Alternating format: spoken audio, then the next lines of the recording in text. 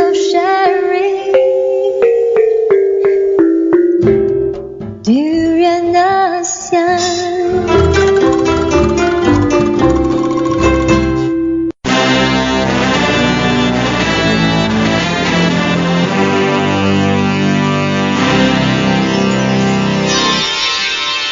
ASEAN Dailies. First and foremost news from Southeast Asia.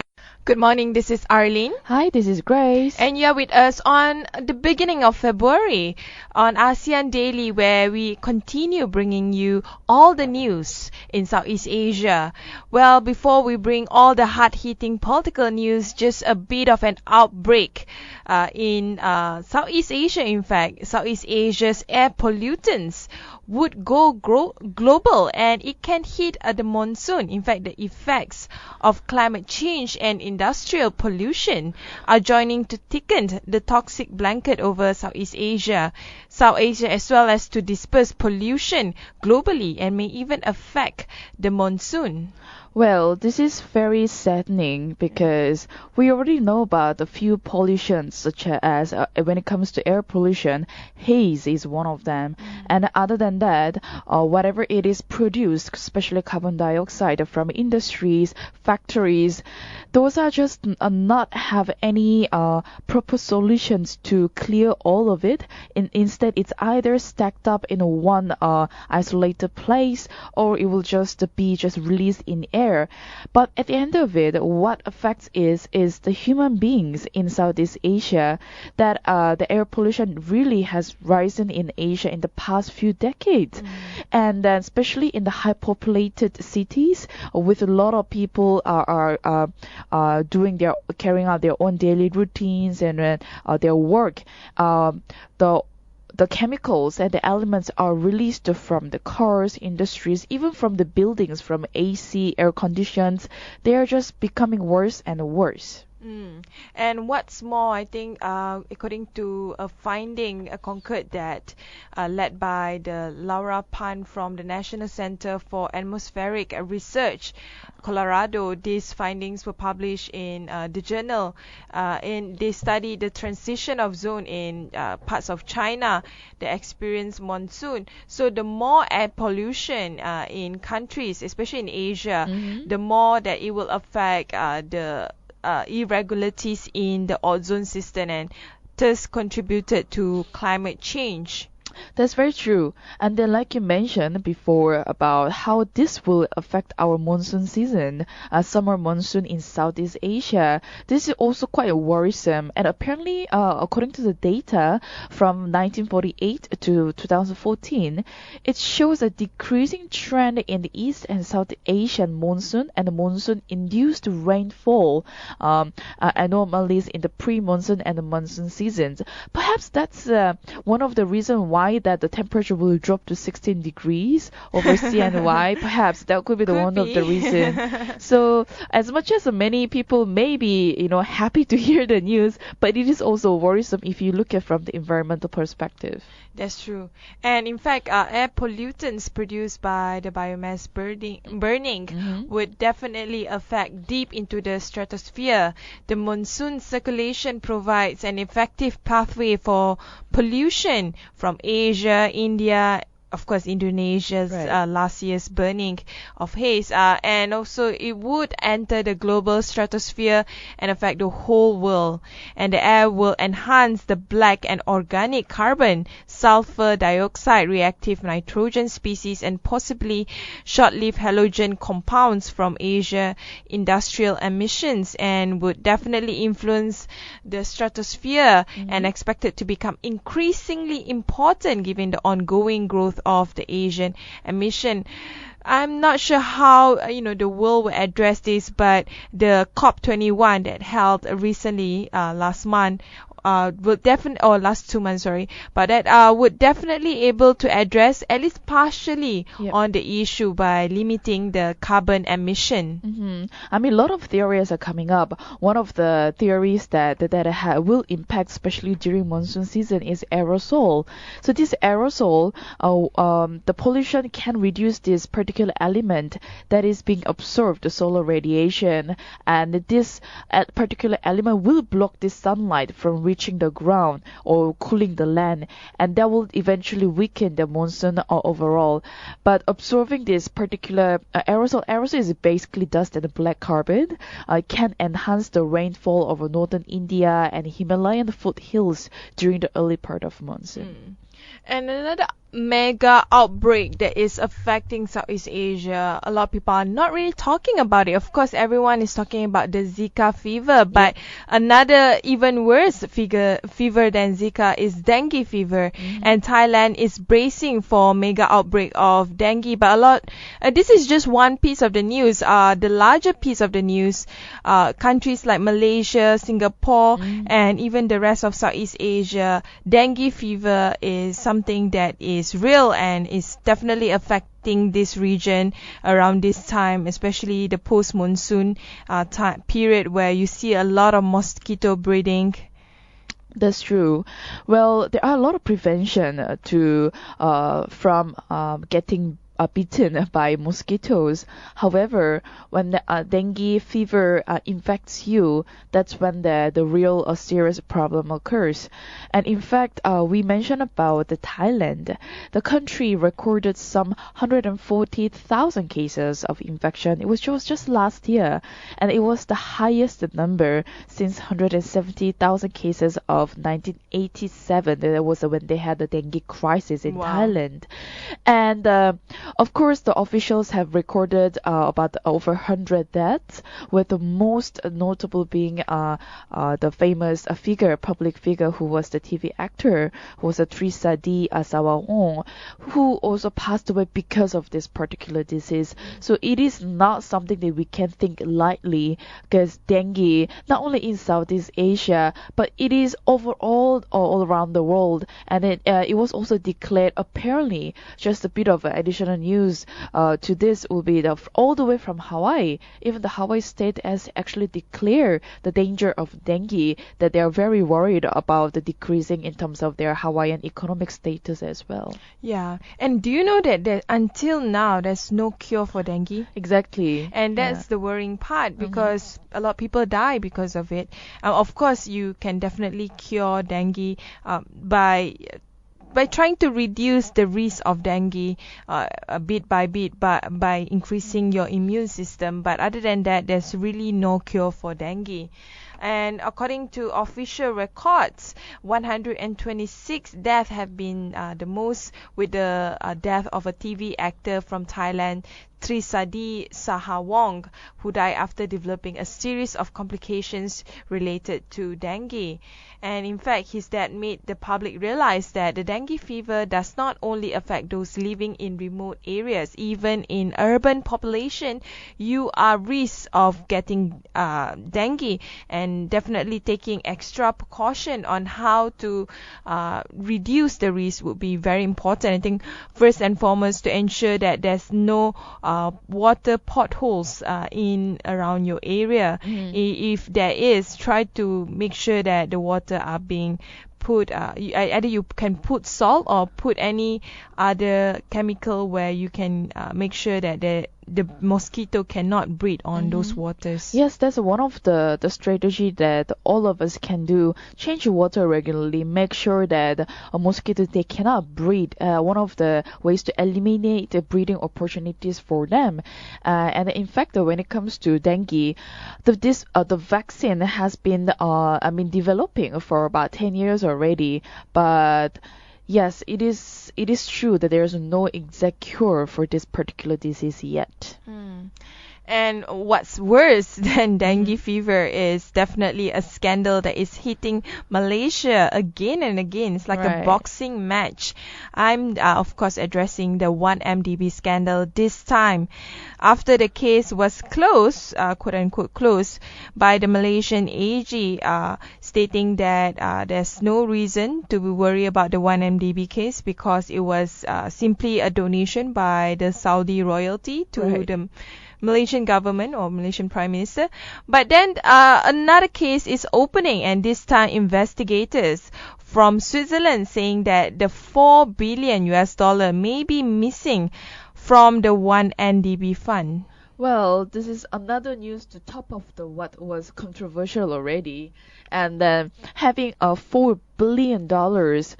Again, it's not a small money. Yes. It's a lot of huge money that we're talking about And there. if you if you convert to Malaysian ringgit, you would need to times 4. Exactly. That's, There will be like 16 billion. yeah, that's a lot of money. Thus, that's why public will get angry and then very frustrated hearing this news. However, when it comes to a investigation, it's really interesting to find out how these investigators from outside they are more eager to find out what's really happening in Malaysia. But of course, we have a lot of scandalous event that happened when it comes to 1MDB issue and another 4 billion that we're talking about. According to investigator, they said it may be missing from the fund as well. So the debt that we are having in this nation, it's not easy to solve anytime soon. Yeah, I mean, just recently you have a news about one of the minister in Japan, where they actually found out that he was receiving bribes, and because of that he have to resign and he have to be charged.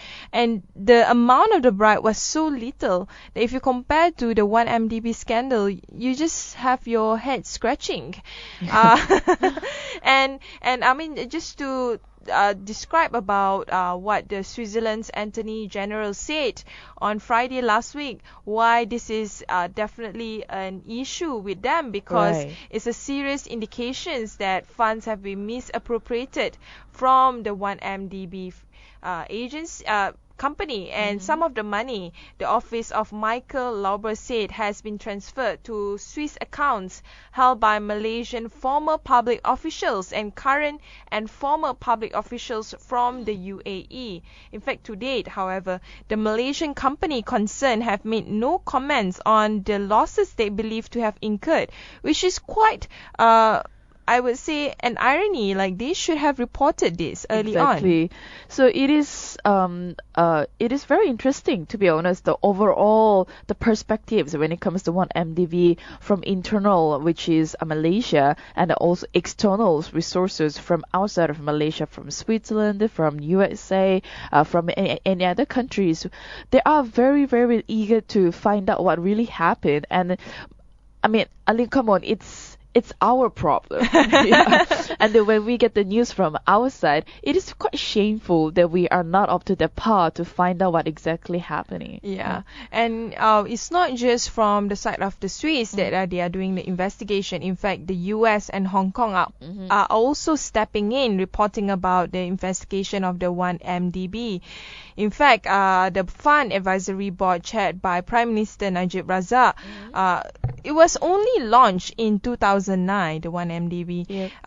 And last July, when the Malaysian then Attorney General Abdul Ghani Patil linked a donation of $681 million made to Najib account with companies or and body which has ties to 1MDB, and that's equivalent to the 2.6 billion that everyone is talking about or was talking about. Yep.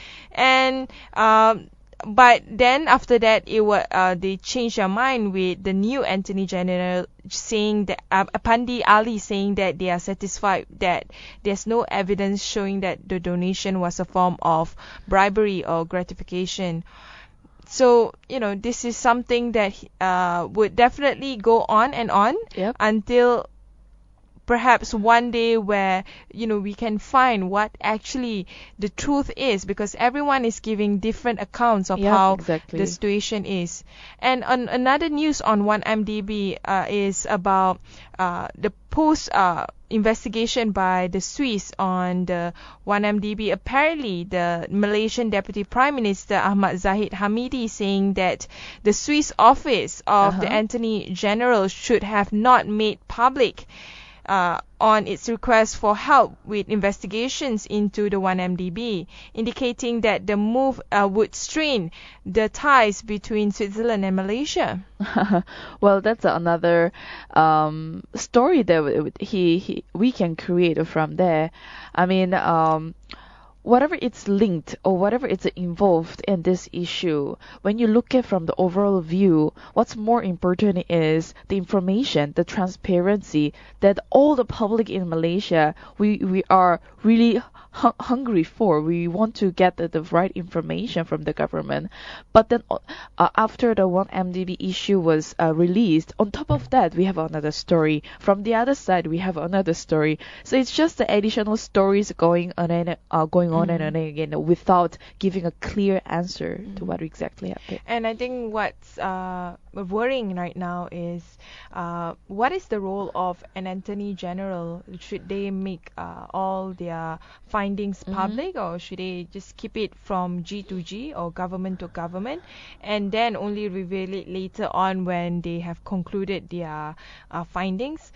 This is something that I think a lot of people would want the answer, because as far as I know, for an attorney general, their job is to reveal the account of the country public. So if they find something that is irregular in their investigation, I think it's their right to make it public. And then it comes with the right policies and to follow the rules and what's supposed to be done. But however, what our expectation from Attorney General and even the government overall, it's not really meeting our standard or even expectation towards the government. And further on, we want to move on to another leader. Well, Vietnam has a new leader. He's called the reluctant leader. In fact, he is warning of heavy workload. Definitely, he is on duty for Nguyen Phu Trong, because he's now the head of the Communist Party chief, and it is based on the voting of Vietnam's 5 yearly Congress. And he will be facing so many work to make sure that Vietnam will be on top of their game for the next 5 years, especially in terms of economy in this region. Well, according to him, he was pretty surprised to have been re-elected by the party, and then he already knows that there's so many responsibilities that he has to carry, the work that he has to really strive towards too. And in fact, he said, my age is high, health is limited, knowledge is limited. I asked to step down, but because of the responsibility assigned by the party, I have to perform my duty. He sounds like a very humble leader. Like he is there because he wants the best out of Vietnam. So he is still carrying the responsibility, but on the other hand, perhaps the public may worry that because of his the limits that he already mentioned a few times, that it may not be able to solve at a certain extent. But the Vietnam, in the name of a democracy and also the countries, I mean, decisions are made by a whole party to choose this leader. So it is right for him to carry out the responsibility. Let me break it down on how new leaders are chosen in Vietnam. Sure. So first of all, delegates elect a new central committee. So on one of the last days of the Congress, the new central committee meets to select a Politburo from among its ranks. So from within the Politburo, a general secretary, prime minister, and presidents are nominated. Right. And the general secretary needs approval from the Congress. So they still have a Congress. It's just that it's a one-party system. And the prime minister and president will be approved by the National Assembly in about 6 months' time. However, this is normally just a rubber stamping. I see. So they already knew who they are going to elect or re-elect. It's just a way of formality that they have to create all these assemblies within the 6 months' time. Right. So basically, all we can say at this status after the leader was re-elected in the Vietnamese party is all the best. What I really need to expect is just to carry out the responsibility. I mean, the heavy workload is already expected already. And he is expected to push the same economic reform by his predecessor, Dong, if you still remember him. Yes.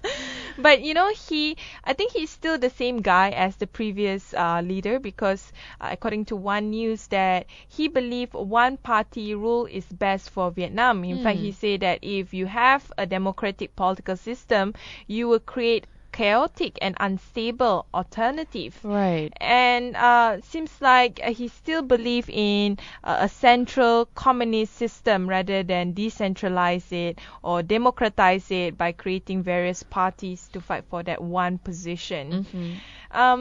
Anytime soon, we will be seeing Vietnam, with its communist model, pushing ahead within the ASEAN economic community. Right. Moving on to the South China Sea, of course, South China Sea has always been one of the issues that has never ceased from the Southeast Asia's problem. And Japan, Brunei agree not on need to peacefully resolve disputes in the South China Sea. Well, my question here is, well, having a peaceful agreement or a peaceful resolvement towards the South China Sea is a good step, but is it really progressive? Will it be, it is possible, but will it be easier to solve this problem? Because we mentioned that it's been going on for some time, and that it looks like it's an endless story when it comes to South China Sea. But however, Foreign Minister Fumio Kishida and the Lim Jok-seng, he is Brunei's second Minister of Foreign Affairs and Trade, they confirmed that these two countries will strengthen these economic ties as Tokyo seeks a stable supply of liquefied natural gas from the resource-rich country. So there's an economic reason Yes. why they want it to be peaceful. And they are grateful that a stable supply of LNG or natural gas from Brunei over the years, hopefully it will further develop amicable bilateral ties, including the economic field. This is between Japan and Brunei. And of course, they are also looking at how to restructure the economy of Brunei. As we all know, Brunei is heavily dependent on oil, and oil prices right now is at its lowest. Definitely not a good time for the Brunei's economy. But the minister also discussed the situation in the South China Sea, where China has engaged in massive fast-paced land reclamation, much to the consternation of the other claimants, Right. which agreed to work closely on the issue. According to Brunei, they maintain a low profile in pressing its South China Sea claim. Actually, a lot of people do not realize Brunei, like other 6 claimants, are also part of the South China Sea maritime dispute. So a lot of the countries are backing their clause towards China. In fact, they seem to be quite friendly. They know they need China a lot. Yeah, of course. Especially when it comes to economic help, China is a still giant country that has given a lot of help, as well as doing the collaboration between a lot of countries. But when you think about this Brunei's the silent treatment or stand when it comes to South China Sea, the question is how they are going to really approach to solve this South China Sea issues, like in the face kind of solution or approach to this problem, because a lot of people are questioning, well, where is ASEAN as a whole community doing to resolve this South China Sea? Is it only the external countries that are really concerned about it? A lot of news have been released that Vietnam is very angry, the Philippines is very angry, but it looks like China is overpowering the whole surrounding countries, and then their activities, they're building all those artificial buildings to reclaim their territory. It's very aggressive coming from the China. Yeah, I think it's a never-ending solution until they can sit down together with China, or until China realize that it needs to, dwell into regional politics, not just them taking charge.